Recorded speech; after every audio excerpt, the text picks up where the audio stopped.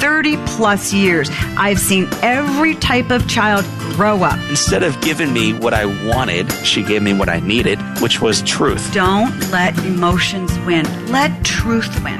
Do your very best, and you should have a lot of fun while you do it. And the better you get at something, the more fun you're going to have at something. You moms and dads are wired with everything you need to be a parent to a great kid. Welcome to Parenting Great Kids. This is episode number 57, and I'm your host, Dr. Meg Meeker. Today, we're doing a special podcast focusing on fathers. This is a very special Father's Day podcast and the first of a two-part interview I did with Fox News anchor Tucker Carlson. He is also the host of Tucker Carlson Tonight. I sat down with Tucker in his office in Washington, D.C. and talked about his own father, being the father of four, and what he thinks about the state of fathers in America. So stay tuned. Tucker is funny, witty, and has unusual stories and insights into fatherhood. During this week before Father's Day, I wanted each of us to pause and think about the fathers in our lives. Some of us had wonderful memories of our dads, conversations, vacations, car rides, walks in the parks, or bike rides. Some of us have lost our fathers and ache to have them back for just one more day. Some of you listening are fathers of young children or grown adults. Perhaps you're a single dad struggling with the feeling that you just aren't enough for your kids. Or maybe you struggle with wondering if you're getting this parenting thing right. This podcast is for you. No matter who you are or what your age, each of you has experience with a father. Even if you had no father in the home growing up, your experience is that you wished for a dad. You missed out on so much. If you had a painful experience with your father, you need resolution. So whatever you feel about dads right now, this podcast is for you. As always in the podcast, I'll share my points to ponder so you dads can start using them right away. And parents, as a reminder, don't just download your episodes, click subscribe. When you do that, you are joining my parenting revolution, and every new podcast will automatically show up in your subscribed list. I promise you won't regret it. And remember, we'd love for you to write us a review on iTunes and let us know what you think of the podcasts. We're not only on iTunes, but the Parenting Great Kids podcast is also available in the Google Play Store and on Stitcher. So no matter where you get your podcast, subscribe today. Don't miss a single episode. Now, I am excited to tell you, my loyal and amazing listening audience, about the release of my paperback book for dads called You've Got This, Unleashing the Hero Dad Within. It was chosen as a Dave Ramsey Book Club selection, and I wrote You've Got This for two reasons. First, to encourage and inspire fathers and to give them a roadmap to parenting. This is a book that inspires every dad to be the best dad he can possibly be, and to know that no matter where he is in life, he can get the big stuff right with his kids. And so many fathers doubt that they can. They overthink parenting. They worry about how good of a job they're doing. And many dads feel insecure. They may not admit it, but they feel that way. And really, all kids want from their dads is more time, affection, attention, and for dads to just work hard at getting, as I said, the big stuff right. Second, I wrote the book to push back against all of the negative messages our culture sends about dads, that they're weak, unnecessary, and irrelevant. We know we have a father crisis in America, but no one knows what to do about it. So I wrote the book as part of the solution. This is a book that clearly shows fathers how important they are, why kids need their dads, and then how any father can be the dad his kids need him to be. Friends, the research is crystal clear. Every home, town, city, and in fact our entire country would be safer and stronger if fathers are given encouragement to engage their kids and families more. So You've Got This, helps fathers do exactly that. And it'd make a great Father's Day gift for the dad or granddad, stepdad, foster dad in your life. So parents, thanks for listening. This is episode number 57. Stay with us. Now on to my points to ponder. And these are for dads. Point to ponder 1. Dads, be bold. You know, many fathers fail to act on their good instincts, I found, because they feel pressure to sort of stay in the background and be quiet. They don't want to ruffle feathers or stir the waters in their home. When it comes to setting boundaries with the kids, they sort of keep quiet for fear of rocking the boat. They don't want the kids to get upset. They don't want their wives to get angry. You know, many times we wives tell our husbands they just don't understand what kids think, what kids want, and we sort of push them away. And in a way, we throw them into orbit in our homes. We want them involved, but the moment they get involved, we criticize them for doing something the way they're doing it, and particularly if it's a certain way we don't like, and we basically push them out of the way again. Don't do this to your kids, dads. Don't stay in the background. Your opinion and your voice matters to your whole family, particularly to your kids. Point number 2, dads, be present. In my experience, fathers universally underestimate how much spending time with kids means to their kids.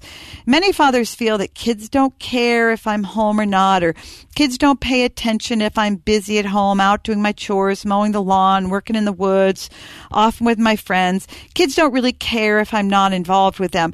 Well, that is 100% not true. When you're not involved with your kids or not paying attention, or you're not emotionally or physically present with your kids, they hurt. They want you there. They want your attention. They won't tell you that, but they want it. So don't disappear on your kids. Don't take off on them. Be present at home, literally and figuratively. Every child wants to know that his or her father wants to be with them.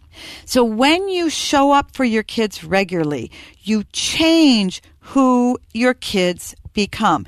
Remember, a child's identity is shaped by face-to-face time with mom and with dad. It isn't shaped on the soccer field or football field or doing chores. It's shaped when you are with your child one-on-one. 3rd, dads, be proud of being a dad. You know, we're living in a father-bashing, father-shaming culture. So dads, if you feel that pressure and you feel put down, do not buy into this. Be proud to be a father and don't cave to pressure around you that tells you you are unnecessary or expendable. You may feel like this, but be assured of one thing. Your kids don't feel that you're expendable. Your kids don't feel that you're unnecessary. Your kids feel that their world revolves around you. And most fathers don't understand this, and even if they know it intellectually, they don't believe it. So you need to be proud of your job as a father. God put you in your family for a reason. He handpicked you to be your kid's dad. So whether you're a stepdad, a foster dad, a single dad, divorced dad, widower, it doesn't matter. You are the center of your child's world. So step up to the plate and be proud that your child wants you to be his dad. It's your approval, dads, your kids are after, not their coaches or their teachers or anybody else's. It's your approval they want. So now I want you to listen in on a wonderful conversation I had with Tucker Carlson. I know you're really going to love this. Tucker, thanks so much for joining me. Oh, thanks for having me. Yeah, in the words of Tucker Carlson, thanks for coming on. Well, I'm grateful to be here. Yeah. Talk to me a little bit about your relationship with your dad. Your dad is still alive, and what was your relationship with your dad like when you were growing up? He's still alive. I had lunch with him about 40 minutes ago. I have lunch with him every week. He lives here in Washington. That's one of the reasons I live here. I'm very close to my dad. I grew up when I was little with my dad and my brother. Our mother had moved out of the country, so he was a single dad, and so he was sort of the beginning and the end for us. I mean, we really loved our dad, and we live to this day within, my brother and my dad and I, within like walking distance of each other. So I've had a really close relationship with my father my whole life. I'm almost 50, so it's a long time. And it's been, in a lot of ways, the center of my life the entire time. I always really respected my father. Haven't always agreed with him. Mm-hmm. Mostly I agree with him, but I haven't always. But I've never not respected him. I can honestly say I've never had a crossword with my father, ever. Wow. Did your dad command that respect, or is that just something that naturally came out of you because you admired him? Yeah, the latter, for sure. He was not a blustery figure at all. He was very gentle and very kind, and probably by modern standards overindulgent of my brother and me. He is politically very conservative, temperamentally probably very liberal. He kind of let us get away with stuff that you would never let your kids get away with now. He let us ride on the roof of the station wagon, to the movies and stuff. And he was... Stop, you're kidding. Oh, no. Wow. No, he sort of believed in, dangerous activities and risk-taking and all that. He was not overprotective. He was always encouraging us to hitchhike. But, that's great for boys. It was great. I mean, not that you want to encourage them to ride on the roof of a car. It was the best. But yeah. I think it's so important for dads to encourage boys to take risks. Mothers don't do that. We protect our boys. We want our boys to be safe. Yeah, I don't think that's... I mean, look, you obviously don't want your kids to get hurt or be killed, obviously, but there's a huge cost to overprotecting kids. I mean, I grew up at the very opposite end of that spectrum, and I could tell you stories you wouldn't believe. Were you a tough kid? I've never been. No, I'm not tough at all. I mean, but I don't mean. But I believe hard in to risk. parent. Yeah, I always have believed in risk. I'm certainly not tough. The 2 fistfights I've been in, I lost badly, both. I was an adult, actually, both times. Didn't do very well. So, no, I'm definitely not tough. But we were encouraged, aggressively encouraged, to see interesting things. And not to take risk for its own sake. My father's not like a lunatic or anything. But, I mean, he's always... I mean, the Iraq War broke out, for example, in 2003. And I've had lunch with him, my whole adult life, every week. And I'll never forget, I was hosting a TV show at the time, Crossfire on CNN, and everyone was going. All the journalists were going to cover the war, and my father at lunch says, "Well, so when are you going to Iraq?"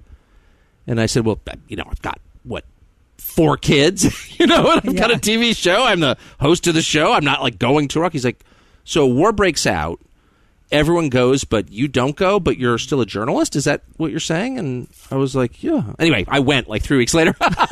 Because Dad wanted you to. Yeah. Well, just because it was like something interesting is happening and you should see it. He was always encouraging us to do stuff like that. Always. I mean, always. Mm-hmm. And again, I don't want to make him sound like a nutcase because he's hardly a nutcase, but he had a different life experience. He was an orphan. He lived in an orphanage in Boston when he was little. He got into trouble in high school, a couple of high schools, wound up joining the Marines at 17, was a journalist for many years. He's from a more rough and tumble world than the one I grew up in.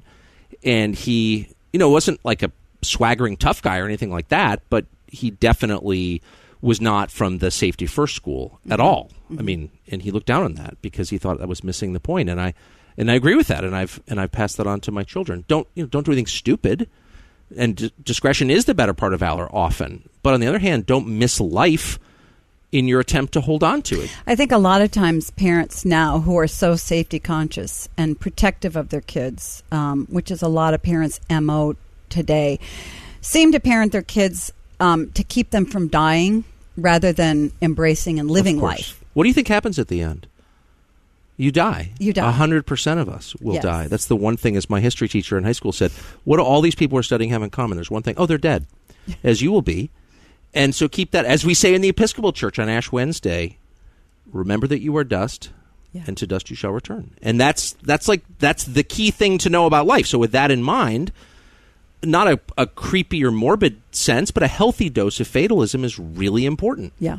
So you sort of know it's going to end. The question is not, are you going to die? Yes, you are. The question is, what do you do in the meantime? And again, I'm not encouraging anybody to throw life away. Of course not. But holding on too tightly gets you nothing. You miss it. Right. Do you teach that to your own children? Oh, yes. Oh, absolutely. I believe that. And I fly a lot, and flying on planes, especially with your kids, especially in turbulence, is always a great moment to remind yourself of that and them. It's like, in the end, you really aren't in control. And Right. I think the most basic lie that we tell ourselves, and we repeat it endlessly, is that we are in control. And technology affirms that lie. And it convinces us that, there's nothing in life that we're not the master of. And it convinces us, by the way, that we're God, and it has all these unintended and horrible consequences, like abortion, in my opinion, and a lot of others. But basically, it convinces you that, you're the author of every experience. And the truth is, you have no idea what's going to happen. We Right. waste so much time. I do tell my children this. We spend all this time planning, young people especially. They imagine that life is this kind of Rube Goldberg machine that they can sort of plan out. Well, I'm going to get this degree, and from there I'm going to go here, and using that I'm going to go to this place. It's like, actually, no, you're not. Right. Whatever you think you won't end up doing, pretty high likelihood you'll wind up doing that. Right. You will probably wind up, working as a lumberjack in New Brunswick. Mm-hmm. Do you know what I mean? Yeah. Or an accountant in Laredo. It's like you have no idea what life holds for you. And so really the best you can do is make the most interesting choice at the time. Do the thing that seems right now. And this is, by the way, I'm not, a hyper-Christian or anything, but this is a biblical precept. Yeah.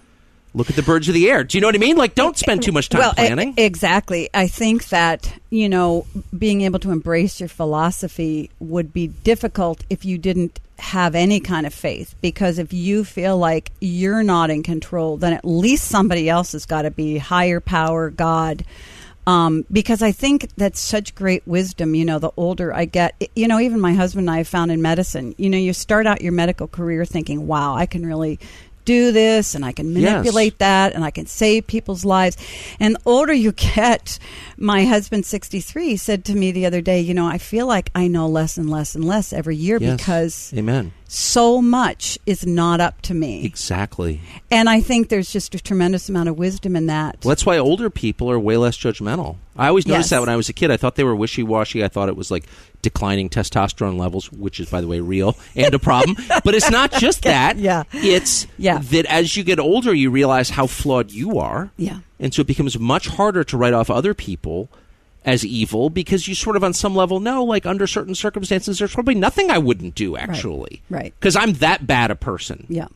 I'm not going to use profanity on your podcast, but my father, even when I was little, who's a pretty salty character, would always say the root of all wisdom is knowing what a fill-in-the-blank you are. Yeah. Knowing what a loser you are, what a jerk you are. Yeah. Meditate on that. Well, I think it's important because it puts everybody on a level field. Yes. Which is not the direction we're going in our culture. The more we hear people pushing for tolerance, the less tolerant a lot of those people are. And there isn't a level playing field. Let's talk about you as a dad. I'm gleaning that from your father, you have embraced the idea of helping your kids live life, embrace life, and take some risks. Is that a fair statement? Yeah. I mean, I have 4 children ranging from 23 to 15, so I'm still kind of in the middle of it. But, I got to be honest, I don't have a lot of well-developed theories about parenthood. I'm very much an instinct parent. There are a couple of things I believe. You should respect your parents, even if you disagree with them. Outward displays of disrespect for your parents are wrong, and they're destabilizing, and they're bad for the child, and they're not allowed in our house, as they weren't allowed in the house I grew up in. They're not even under consideration. I mean, it's not even a question, really. But beyond that, I mean, I sort of go by smell, as I think you should. I've never heard a parent say that. Oh, Tucker. yeah, that's how I grew up. You go by smell, Every Saturday, my father and brother and I went to the movies growing up. Every Saturday. And when we were little. And we'd eat tons of popcorn and drink massive Coca-Colas. We'd always have to go to the bathroom at the end. Mm-hmm. And as we walked to the theater, my father would always guide us out the front door past the men's rooms. And we'd all walk out to the parking lot and take a leak on the wheels of the station wagon. Every single Saturday. That you rode on the rooftop. Yes. And one day, my brother said, "Pop, why are we peeing on the station wagon? Why can't we go in the men's room?" And my father said, "I'll never forget," he goes, "Never lose touch with your inner dog, son." And I thought that was, if I were to sort of sum up the guiding principle of my childhood, it's that. Don't lose touch with your inner dog. You know the overwhelming majority of the time the right thing. Your instincts tell you the right thing. It's very clear. Mm-hmm. And you make the wrong choice only to the extent that you overthink it and you rationalize it. Strip that away. Sniff it. Yeah. And you almost always land on the right decision. It's an enormous problem for parents that I find is they won't trust their instincts. It's unbelievable. They're like, well, maybe it's okay if my child is, deciding that, he's a she or gender's a fluid construct. It's like, that's crap, and you know it. And, like, your instincts tell you that. And the only reason you believe that is because we live in this super decadent, hyper-affluent world where, rationalization is our religion. And, like, normal people, there's not a single person on the entire continent of Africa who believes that. Mm-hmm. They never fall for crap like that. I don't think 99% of Americans do. Of course they don't. I think, too, that our focus has been so much on kids' feelings, not their behavior. Yeah. And that feelings are what really matter, not a person's behavior. If you could pick 3 character qualities that your children have when they're 30, what would those character qualities be? That I would like them to have? Yes. Character qualities. Character qualities. Well, loyalty would be right up there. You have to be loyal to the people around you. Family? Friends? Family first, radiating outward. I mean, I have a kind of Sicilian view of this, and that's how I grew up, that your loyalties are to your family first, and then to your friends, and then to, in concentric circles outward, getting to your country, but it's your family. Mm-hmm. I mean, that's the building block of any society. That's where your loyalty is primarily. So loyalty is absolutely essential to me. Not that, I expect to need to be defended by my family, though they have defended me in the past. But just because there's an order to that, and it's an expression of your priorities, and family is always the most important thing, always. And that's, of course, why the family's under such relentless attack by the left, which really feels it has a moral obligation to control you, and the family is in the way. Mm-hmm. Of course, if your first obligation is to your family, well then, that's a problem for people who would seek authoritarian control over you, and that's why authoritarian systems break down the family first, always. Right. The Nazis did it, the Soviets did it, they all do it, because the family is a threat to them. Anyway, so I would say loyalty first, honesty, and not just honesty and not telling a lie, but honesty in being real, not deluding yourself or the people around you. And then I would have a compound answer for the second. I would say a sense of humor and a love of dogs are really important to me. They're really important. All my kids are funny. All of them love dogs. Mm-hmm. And I think those are expressions of important character qualities. I mean, dogs are weaker than you. You can do whatever you want to a dog. You have total control over the dog. So it's really a measure of your decency, how you treat a dog. Exactly. Yeah. How you treat something that you can do anything to. And humor gives you some critical distance on yourself. I won't get more specific than this, but I will say I had someone very close to me who was deathly ill, terminally ill, we believed, and ended up recovering amazingly in the end. But at the moment when I thought this person was going to die, this person told an unbelievably vulgar and hilarious joke. And I've never admired anyone more than I admired this person at that moment, because I thought, that's what bravery looks like. Mm-hmm. If you're willing to get outside yourself to the extent that you can actually laugh about something, I mean, that's courageous. Mm-hmm. You know what I mean? Yeah, particularly on your deathbed. Absolutely. 100%. Yep. I really want to be that guy. Yeah. How have you maintained humor, humility, honesty in the work that you do? I would imagine it's hard. Well, I don't know. I mean, I've been married to the same woman for 27 years, and I've been with her since I was 15. So, she keep you humble. And I live with her. Yeah, I mean, I think she's a fan of mine. I mean, I know she is. Well, she says she is. Mm-hmm. And I think she's an honest person. But it's kind of hard to pretend that, you're a holy man when you're living with your 10th grade girlfriend. You know what I mean? She's kind of seen the whole thing. So that's a really important factor in my life, is being with her, during the day. And I'm home a lot of the day. Mm-hmm. And she's bouncing around at the house with the dogs and whatever. That's just that is a grounding. And that's how many dogs do you have? 2 right now. Mm-hmm. Meg and Dave, my spaniels. Dogs play an outsized role in my life, and always have. My father was a dog fanatic, a dog lunatic. We always had dogs on the bed. Every bed in the house had a dog on it. So that's surprising. That's something I would have never known. Do you, you treat every child differently because every child's needs are different. That's right. I imagine, there are viewers that you have who go, okay, you're a conservative guy, so you're anti-feminist, you're anti-woman, but you have 3 daughters. Do you treat your daughters differently than your son, raising them? Well, in some ways. I mean, first of all, anyone who thinks I'm anti-women, I mean, that's... not you. No, but people are... Conservatives. It's so interesting. People are raised... People believe a lot of the dumbest propaganda. It's distressing to me. I never believe that people actually believe that stuff, but I think our kids are taught in school that it's a zero-sum equation where, one sex's gain is the other's loss. That's insane. I don't know how, just to broaden the conversation very quickly, but how do we put the unhappiest people in the world in charge of educating our children? Mm-hmm. Like, why would you ever take life advice from a professional feminist? Mm-hmm. I'm serious. Would you take investment advice from someone who is bankrupt? Would you buy real estate from a homeless person? No. Then you wouldn't take life advice from someone who's demonstrably miserable in her personal life. And I'm not saying all feminists are unhappy. I actually know some happy feminists. They're living on farms in Vermont and kind of doing their thing. Mm-hmm. But the self-appointed guardians of public behavior on the feminist side are truly tormented people. I think I know all of them. And so I'm not mad at them. I don't hate them or anything. But the idea of taking life advice from them is insane. Like, that's literally the last group I would ever take a single piece of life advice from. But that's kind of how we're constructing our society. It's nuts, and we go along with it. I'm not, again, it's not something I brood about at all. I just am totally resolved to ignore that crap in my personal life, because why would I pay any attention at all? Like, I look at these people and I'm like, I'm sure you're a good person, and I'll let God judge, your sort of moral qualities or whatever, but I can judge a happy personal life at a great distance, and you have an unhappy personal life.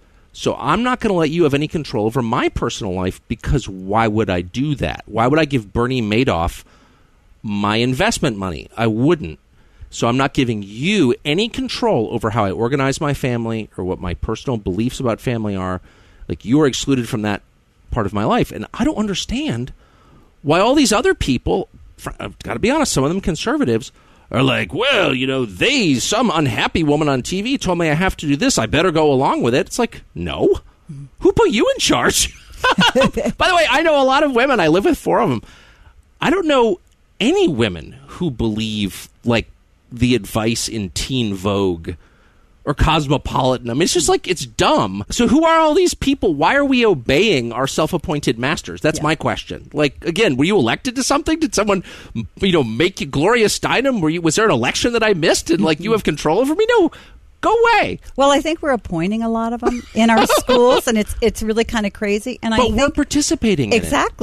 Exactly. We're participating. And one of the things that I'm coming up against as a pediatrician is that a lot of parents are parenting out of peer pressure. They all worry about the kids, peer pressure, but parents are the ones succumbing. And I think that we're really appointing a lot of these people to be head of our schools, certainly head of our colleges. And I went to an all-women's college in the 1970s, Mount Holyoke College. And Mount Holyoke. I know well.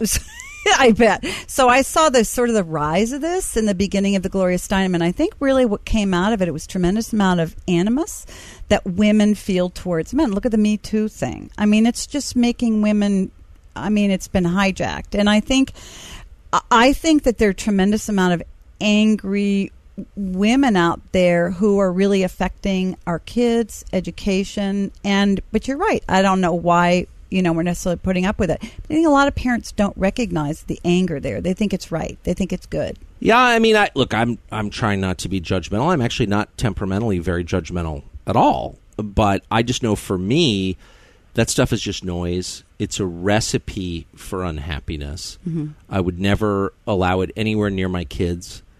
I just don't take any of it seriously. I mean, the only reason that ideas that self-evidently dumb have any currency at all is because we are sort of a late-stage affluent society where all of our material needs are not only met, but there's no question of them being met. So we are like, we can indulge frivolous nonsense like that. I mean, there's no kind of less affluent society that would entertain any of this stuff for a second. They'd be like, what? By the way, you can't fight nature, actually. It turns out, in real life, I'm a hunter and a fly fisherman, so I'm not Marlon Perkins or anything, but I spend a fair amount of time in nature. I like nature, and one of the things that you learn is that there's sort of no going against it. Like, these systems are bigger than you are, so you can pretend that it's not real, but it doesn't make it any less real. Men and women are very different. Right. And in some ways they're very similar, but in other ways they're very different. They're biologically different, and there's lots of implications. And difference is good. Yeah, it's great. Or, by the way, I wouldn't even say good. I happen to think it is good. I'm with the French on that. But it is. So it's like, I guess it's good in the sense that the sunrise is good. I don't know. We call it good. I enjoy the sunrise, but it's going to rise whether I enjoy it or not. Mm-hmm. And men and women are going to be different and born different and die different and identifiably different by their DNA and their bones, whether I acknowledge it or whether I pretend it's not real. It doesn't matter. I'm shouting into the darkness, okay? Because I can't change nature. None of us can. You know, not even Michelle Obama's in charge of that. Sorry, there's a limit to her power, too. Right. So you could jump up and down and be like, oh, it shouldn't be this way. Okay. Do you know what I mean? I totally. But I think the argument that a lot of people are making is that difference is not good. Sameness is good. And so that's the argument they're using to sort of squash masculinity and squash femininity. Parents, you know I love to get social. I want to hear from you. I want to interact with you. You can always connect with me on Facebook, Twitter, and Instagram at Meg Meeker MD. Or if you have a question, send it in to askmeg@megmeekermd.com. You know, parents, I love answering your question. And while I wasn't able to answer them today, in order to air my full interview with Tucker, not to worry.